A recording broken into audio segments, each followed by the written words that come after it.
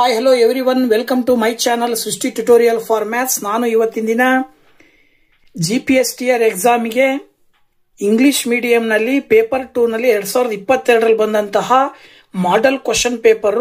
So ಆ ಒಂದು model question ಪೇಪರ್ನ ಮ್ಯಾಥ್ಸ್ ಕ್ವಶನ್ಸ್ ಅನ್ನ ನಿಮ್ ಜೊತೆ ಹಂಚ್ಕೊಳ್ತಾ ಇದ್ದೀನಿ. ಸೊ ಬನ್ನಿ ಕ್ಲಾಸ್ ಶುರು ಮಾಡೋಣ. ಸೊ ನೋಡಿ, ಇಲ್ಲಿ ಫಸ್ಟ್ ಕ್ವಶನ್ ಏನ್ ಕೊಟ್ಟಿದ್ದಾರೆ ಅಂದ್ರೆ, the least number that is divisible by all the numbers from 1 to 5 is ಅಂತ ಕೊಟ್ಟಿದ್ದಾರೆ.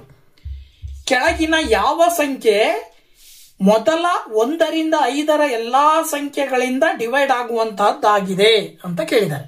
ಸೊ ಇದನ್ನ ನೀವು ಸಾಲ್ವ್ ಮಾಡಬೇಕು ಅಂತ ಹೇಳಿದ್ರೆ ನಾವೇನ್ ಮಾಡ್ಬೇಕಪ್ಪ ಅಂದ್ರೆ, ಸೊ ನೋಡಿ ಇಲ್ಲಿ ಫಸ್ಟ್ ನಾವು 1, 2, 3, 4, 5ರಿಂದ ಭಾಗ ಆಗ್ಬೇಕು ಅಂತ ಕೊಟ್ಟಿರೋದ್ರಿಂದ ಈಗ ನಾವೇನ್ ಮಾಡೋಣ, ಇವಿಷ್ಟರ LCM ತಗೊಳ್ಳೋಣ. ಸೊ ಇವಿಷ್ಟರ LCM ತಗೊಂಡಾಗ ಏನು ಬರುತ್ತೆ ನಮಗೆ ಅಂತ ಹೇಳಿದ್ರೆ 2 ಇಂಟು 2 ಇಂಟು 3 ಇಂಟು 5 ಬರುತ್ತೆ. ಮಲ್ಟಿಪ್ಲೈ ಮಾಡಿದ್ರೆ 2 2s 4, 4 3s 12, 12 5s 60 ಬರುತ್ತೆ. ಓಕೆನಾ? ಅಂದ್ರೆ ಅಲ್ಲಿಗೆ ಇದಿಷ್ಟರ LCM 60 ಬರ್ತಾ ಇದೆ ಅಂದ್ರೆ ಅದರ ಅರ್ಥ ಈ ಎಲ್ಲಾ ಸಂಖ್ಯೆಗಳಿಂದ 60 ಭಾಗ ಆಗುತ್ತೆ ಅಂತ ಅರ್ಥ. ಸೊ ದಟ್ ಲೀಸ್ಟ್ ನಂಬರ್ ಅಂತ ಹೇಳಿದ್ರೆ ಇಲ್ಲಿ ಕೊಟ್ಟಿರ್ತಕ್ಕಂಥವುಗಳಲ್ಲಿ ಲೀಸ್ಟ್ ಅಂದ್ರೆ ಅದೇ ಅತ್ಯಂತ ಚಿಕ್ಕ ಸಂಖ್ಯೆ ಆಗಿರ್ಬೇಕು, ಮತ್ತೆ ಆ ಸಂಖ್ಯೆ ಈ ಎಲ್ಲಾ ಸಂಖ್ಯೆಗಳಿಂದ ಭಾಗ ಆಗ್ಬೇಕು ಅಂದ್ರೆ ಅಲ್ಲಿಗೆ 60 ಬರುತ್ತೆ. ಸೊ ನೀವು ಆಪ್ಷನ್ 2 ಆನ್ಸರ್ ಅಂತ ಹೇಳಿ ಸೆಲೆಕ್ಟ್ ಮಾಡಬೇಕಾಗತ್ತೆ.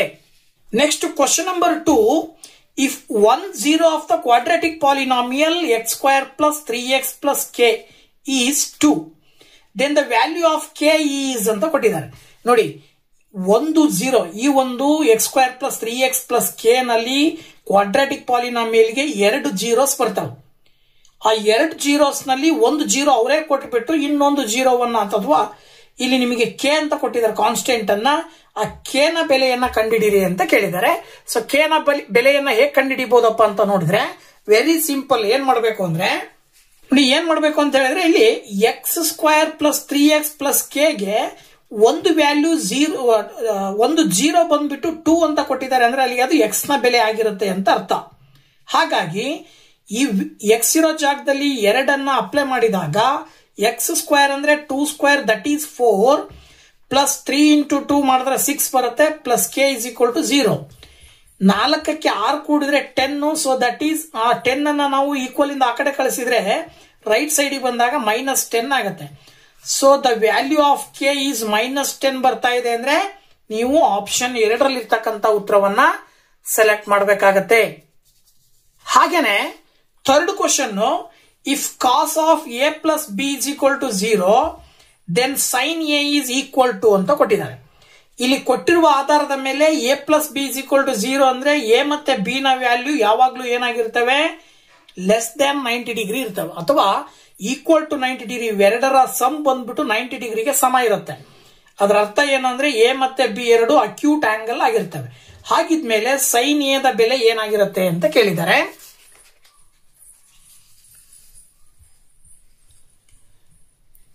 ಸೊ ಇಲ್ಲಿ ನಮಗೆ ಗೊತ್ತಿರುವ ಆಧಾರದ ಮೇಲೆ cos of a plus B is equal to 0 ಅಂತ ತಗೊಂಡ್ರೆ ನೋಡಿ, a and b are always acute angles ಆಗಿರ್ತವೆ.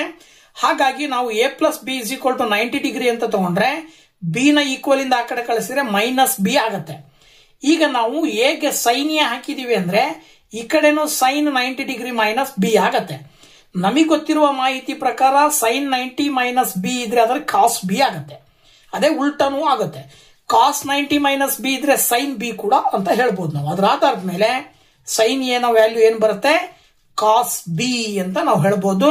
ಸೊ ಮೊದಲನೇ ಆಪ್ಷನ್ ಅಲ್ಲಿ ಇರ್ತಕ್ಕಂಥ ಆನ್ಸರ್ ನ ನೀವು ಸೆಲೆಕ್ಟ್ ಮಾಡಬೇಕಾಗತ್ತೆ. Next fourth question, if the measure of each interior angle of a regular polygon is 120 degree then the number of diagonals in the polygon are ಅಂತ ಕೊಟ್ಟಿದ್ದಾರೆ. ಅಂದ್ರೆ ಅವ್ರು ಹೇಳೋದು ಒಂದು ಪಾಲಿಗಾನಿನ ಎಲ್ಲಾ ಇಂಟೀರಿಯರ್ ಆಂಗಲ್ಸ್ ಗಳು ಬಂದ್ಬಿಟ್ಟು ಏನಿದಾವೆ 120 ಡಿಗ್ರಿ ಇದಾವೆ. ಹಾಗೇನೆ ಆ ಒಂದು ಪಾಲಿಗಾನ್ ಅಲ್ಲಿ ಬರುವಂತಹ ಡಯಾಗ್ನಲ್ಸ್ ಗಳ ಸಂಖ್ಯೆ ಎಷ್ಟು ಅಂತ ಕೇಳಿದ್ದಾರೆ. ಸೊ ಇದನ್ನ ನೀವು ಪ್ರೂವ್ ಮಾಡಬೇಕು ಅಂತ ಹೇಳಿದ್ರೆ, ಸೊ ನೋಡಿ ಇಲ್ಲಿ ನಮಗೆ ಗೊತ್ತಿರುವ ಮಾಹಿತಿಯ ಪ್ರಕಾರ ರೆಗ್ಯುಲರ್ ಪಾಲಿಗಾನಿನ ಇಂಟೀರಿಯರ್ ಆಂಗಲ್ ಕಂಡುಹಿಡಿಯಲಿಕ್ಕೆ ಫಾರ್ಮುಲಾ ಏನ್ ಬರುತ್ತೆ ಅಂದ್ರೆ n-2 into 180 degree divided by n ಅಂತ ಬರುತ್ತೆ. ಹಾಗೇನೆ ಅವರೇ ಕೊಟ್ಬಿಟ್ಟಿದ್ದಾರೆ ಇಂಟೀರಿಯರ್ ಆಂಗಲ್ಸ್ ನ ಆಂಗಲ್ ಬಂದ್ಬಿಟ್ಟು ಎಷ್ಟಿರುತ್ತೆ ಅಂತ 120 ಡಿಗ್ರಿ ಇರುತ್ತಂತೆ. That is equal to n-2 into 180 divided by n ಅಂತ ತಗೊಂಡ್ರೆ ಈ 180ನ ಈಕ್ವಲ್ ಇಂದ ಆ ಕಡೆ ಕಳಿಸಿದ್ರೆ ಡಿವೈಡೆಡ್ ಬೈ 180 ಆಗುತ್ತೆ. ಈ n ಅನ್ನ ಆ ಕಡೆ ಕಳಿಸಿದ್ರೆ ಇಂಟು n ಆಗುತ್ತೆ. ನೋಡಿ 0 ಕ್ಯಾನ್ಸಲ್ ಮಾಡಿದ್ರೆ ನೆಕ್ಸ್ಟ್ 6 ಇಂದ ಡಿವೈಡ್ ಮಾಡಿದ್ರೆ 6 2 12 6 3 18. ಅಲ್ಲಿಗೆ n-2 is equal to 2 into n 2n divided by 3 ಆಯ್ತು. ಈ 3 ಈ ಕಡೆ ಬಂದ್ರೆ ಇಂಟು ಆಗತ್ತೆ. ಆಗ 3 into n 3n minus 3 into 2 6 is equal to 2n ಅಂತ ಹೇಳ್ಬೋದು. ಈ 2n ಅನ್ನ ಈ ಕಡೆ ತಗೊಂಡು ಮೈನಸ್ 6 ಅನ್ನ ಆ ಕಡೆ ಕಳಿಸಿದ್ರೆ 3n minus 2n is equal to 6 ಬರುತ್ತೆ. ಅಲ್ಲಿಗೆ ಏನ್ ಬರುತ್ತೆ ನಿಮಗೆ ಇಲ್ಲಿ 3n ಮೈನಸ್ 2n ಮಾಡಿದ್ರೆ n ಬರುತ್ತೆ. That is equal to 6. ಇದರ ಅರ್ಥ ಏನು ಅಂದ್ರೆ ನಂಬರ್ ಆಫ್ ಸೈಡ್ಸ್ ಎಷ್ಟು ಬರ್ತವೆ, ಆಕ್ಚುಲಿ 6 ಬರ್ತವೆ. ಸೊ ಈ ಒಂದು ಆಧಾರದ ಮೇಲೆ ಏನ್ ಹೇಳ್ಬೋದು ಅಂದ್ರೆ ಇಲ್ಲಿ ಇದು ಒಂದು ಪಾಲಿಗಾನು 6 ಸೈಡ್ ಅನ್ನ ಹೊಂದಿದೆ. ಅದರ ಅರ್ಥ ಹೆಕ್ಸಾಗಾನ್ ಅಂತ ಹೇಳ್ಬೋದು ಅದನ್ನ. ಸೊ ಈ ಒಂದು ಹೆಕ್ಸಾಗಾನ್ ನಲ್ಲಿ ನಂಬರ್ ಆಫ್ ಡಯಾಗ್ನಲ್ಸ್ ಎಷ್ಟಿರ್ತಾವಪ್ಪ ಅಂತ ನೋಡೋದಾದ್ರೆ, so we know that number of diagonals in a polygon is n(n-3) divided by 2 ಅಂತ ಹೇಳ್ತೀವಿ ನಾವು. ಅಂದ್ರೆ n(n-3) ಡಿವೈಡೆಡ್ ಬೈ 2 ಅನ್ನೋದು ಒಂದು ಡಯಾಗ್ನಲ್ಸ್ ಅನ್ನ ಕಂಡುಹಿಡಿಯಲಿಕ್ಕೆ ಬಳಸುವ ಫಾರ್ಮುಲಾ. ಸೊ ವ್ಯಾಲ್ಯೂ ಸಬ್ಸ್ಟಿಟ್ಯೂಟ್ ಮಾಡಿದ್ರೆ 6 ಬಂದಿದೆ ನಮಗೆ ಇಲ್ಲಿ. 6 ಅಪ್ಲೈ ಮಾಡಿದ್ರೆ 6 ಇಂಟು 6 - 3 ಡಿವೈಡೆಡ್ ಬೈ 2 ಮಾಡಿದ್ರೆ 6 ಇಂಟು 6 - 3 ಮಾಡಿದ್ರೆ 3 ಬರುತ್ತೆ.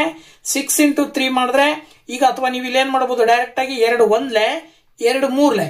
ಸೊ ಇಲ್ಲಿ 3 ಇದೆ 3 3 is 9. ಓಕೆನಾ.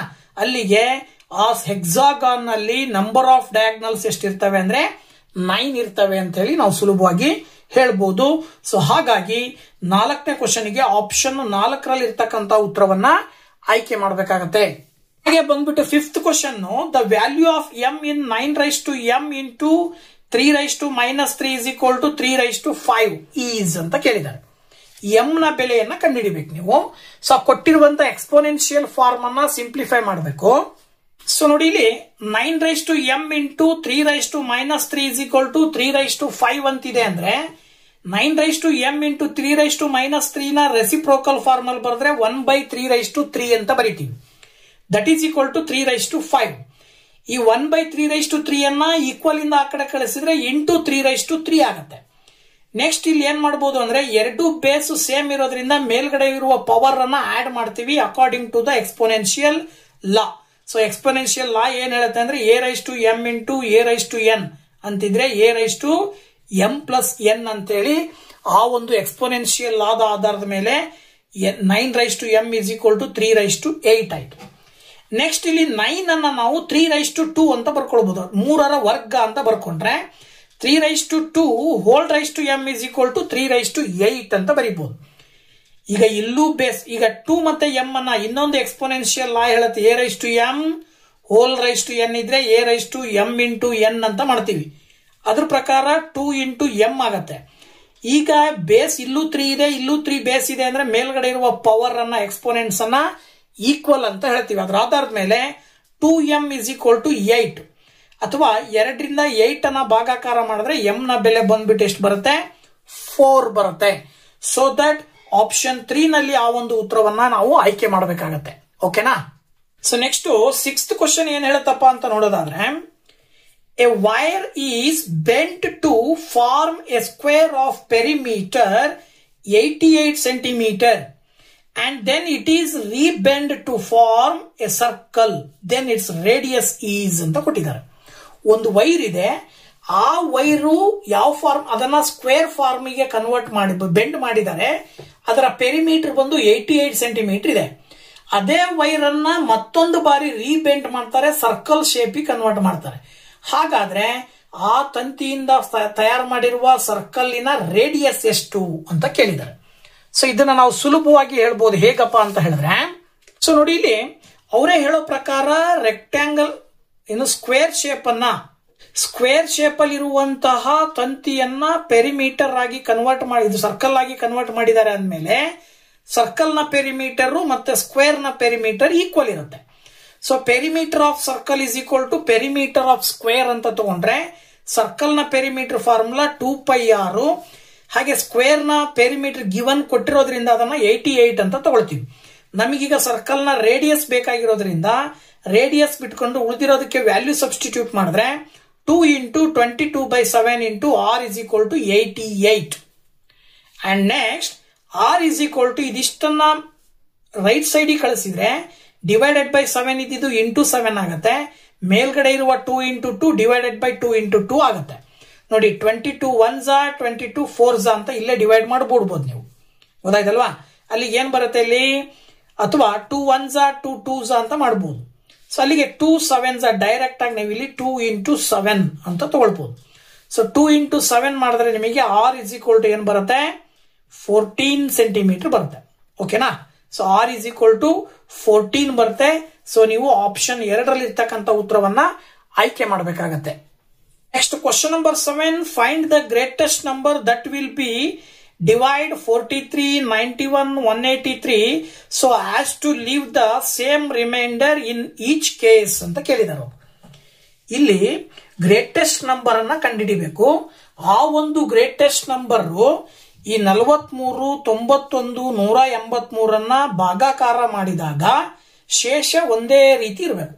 ಶೇಷ ಒಂದೇ ಬರುವಂತಹ ರೀತಿಯಾದಂತಹ ಸಂಖ್ಯೆ ಯಾವ್ದು ಬರುತ್ತೆ, ಇದರಲ್ಲಿ ಯಾವ್ದ್ರಿಂದ ಬಾಕ್ಸಿದ್ರೆ ಬರುತ್ತೆ ಅಂತ ಕೇಳಿದ್ದಾರೆ. ಸೊ ಅದ್ರ ಪ್ರಕಾರ ಮೊದಲು ನಾವೇನ್ ಮಾಡಬೇಕು ಅಂತ ಹೇಳಿದ್ರೆ, ಆರ್ಡರ್ಲಿ ಮೊದಲ ಅತಿ ಚಿಕ್ಕ ಸಂಖ್ಯೆ 43 ಬರುತ್ತೆ. ಅವ್ರು ಗಿವನ್ ಕೊಟ್ಟಿರುವ ಸಂಖ್ಯೆಗಳಲ್ಲಿ ಅತಿ ಚಿಕ್ಕ ಸಂಖ್ಯೆ 43. ಅದರ ನೆಕ್ಸ್ಟ್ ಸಂಖ್ಯೆ 91ರಿಂದ 43 ಕಳೆದ್ರೆ ನಿಮಗೆ 48 ಬರುತ್ತೆ. ಹಾಗೆ ನೆಕ್ಸ್ಟ್ 3ನೇ ಸಂಖ್ಯೆಯಿಂದ 2ನೇ ಸಂಖ್ಯೆಯನ್ನ ಕಳೆದ್ರೆ 92 ಬರುತ್ತೆ. ನೆಕ್ಸ್ಟ್ ಈಗ ನೀವು ರೀಸೈಕ್ಲಿಂಗ್ ಅಲ್ಲಿ ಮತ್ತೆ ಥರ್ಡ್ ನಂಬರ್ ಅನ್ನ ಫಸ್ಟ್ ನಂಬರ್ ನಿಂದ ಸಬ್ಟ್ರಾಕ್ಟ್ ಮಾಡಿದ್ರೆ 140 ಬರುತ್ತೆ. ಈಗ ನೀವು ಈ 3 ಸಂಖ್ಯೆಗಳ ಏನ್ ಮಾಡಬೇಕು ಅಂತ ಹೇಳಿದ್ರೆ HCF ಅನ್ನ ಕಂಡುಹಿಡಿಬೇಕು. 48ರ ಫ್ಯಾಕ್ಟರ್ಸ್ ಬಂದ್ಬಿಟ್ಟು 2⁴ into 3 ಬರ್ತಾವೆ. ಹಾಗೆಯೇ 92s ನ ಫ್ಯಾಕ್ಟರ್ಸ್ ಬಂದು 2⁴ into 23 ಬರುತ್ತೆ. 140th ನ ಫ್ಯಾಕ್ಟರ್ಸ್ ಬಂದು 2⁴ into 5 into 7 ಬರುತ್ತೆ. ಸೊ ಇವಿಷ್ಟರಲ್ಲೂ ಕಾಮನ್ ಆಗಿ 2⁴ ಕಾಮನ್ ಇದೆ, ಅಂದ್ರೆ ಅದನ್ನ ನಾವು HCF ಅಂತ ಕರಿತೀವಿ.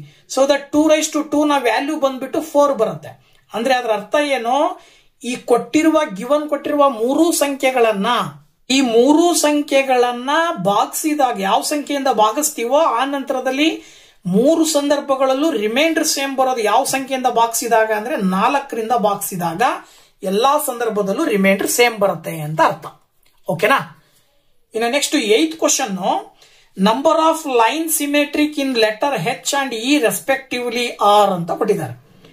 ಏನಿದು ಲೈನ್ ಸಿಮೆಟ್ರಿ ಅಂತ ಹೇಳಿದ್ರೆ, ಸೊ ನೋಡಿ ಇಲ್ಲಿ ಲೈನ್ ಸಿಮೆಟ್ರಿ ಅಂತ ಹೇಳಿದ್ರೆ ಪರ್ಪೆಂಡಿಕ್ಯುಲರ್ ಲೈನ್ ಬರ್ಬೇಕಂದ್ರೆ ಹಿಂಗೆ ಹಾರಿಜಾಂಟಲ್ ಆಗಿ ಒಂದು ಲೈನ್ ಇರಬೇಕು, ವರ್ಟಿಕಲ್ ಆಗಿ ಒಂದು ಲೈನ್ ಇರಬೇಕು. ಓಕೆನಾ? ಹಾರಿಜಾಂಟಲ್ ಲೈನ್ ಮತ್ತೆ ವರ್ಟಿಕಲ್ ಲೈನ್ ಎರಡೂ ಮೀಟ್ ಆಗಿರುವಂತಹ ಪಾಯಿಂಟ್ ಅನ್ನ ನಾವು ಸಿಮೆಟ್ರಿ ಅಂತ ಕರಿತೀವಿ. ಆ ತರದ್ದು ಹೆಚ್ಚಲ್ಲಿ ಎಷ್ಟಿದಾವೆ ಅಂದ್ರೆ ನೋಡಿ, ಹಿಂಗೊಂದು ವರ್ಟಿಕಲ್ ಲೈನ್, ಇದೊಂದು ಹಾರಿಜಾಂಟಲ್ ಲೈನ್ ಅಂತಂದ್ರೆ ಇಲ್ಲೊಂದು ಪಾಯಿಂಟ್ ಇಲ್ಲೊಂದು ಪಾಯಿಂಟ್, ಹೆಚ್ ನಲ್ಲಿ 2 ಪಾಯಿಂಟ್ ಬರ್ತವೆ. ಅದೇ ರೀತಿ ಇ ನಲ್ಲಿ ನಾವು ಅಬ್ಸರ್ವ್ ಮಾಡಿದಾಗ ಇ ನಲ್ಲಿ ನೋಡಿ ಇಲ್ಲಿ ಇದು ವರ್ಟಿಕಲ್ ಲೈನ್, ಇದು horizontal line. So vertical line ಮತ್ತೆ ಹಾರಿಜಾಂಟಲ್ ಲೈನ್ ಮೀಟ್ ಆಗಿರುವ ಪಾಯಿಂಟ್ ಒಂದೇ ಒಂದಿರೋದು, ಹಾಗಾಗಿ 1 ಅಂತ ಬರೀತೀವಿ. ಸೊ ನಿಮಗೆ ರೆಸ್ಪೆಕ್ಟಿವ್ಲಿ ಅಂತ ಕೊಟ್ಟಿರೋದ್ರಿಂದ 2 ಮತ್ತು 1 2 and 1 ಅನ್ನುವಂತ ಆಪ್ಷನ್ ಅನ್ನು ನೀವು ಇಲ್ಲಿ ಸೆಲೆಕ್ಟ್ ಮಾಡಬೇಕಾಗತ್ತೆ. ಸೊ ಅದ್ರ ಪ್ರಕಾರ 8th ಕ್ವಶನ್ 2ನೇ ಆಪ್ಷನ್ ಅಲ್ಲಿ 2 and 1 ಅಂತ ಕೊಟ್ಟಿದ್ದಾರೆ. So that is the right answer.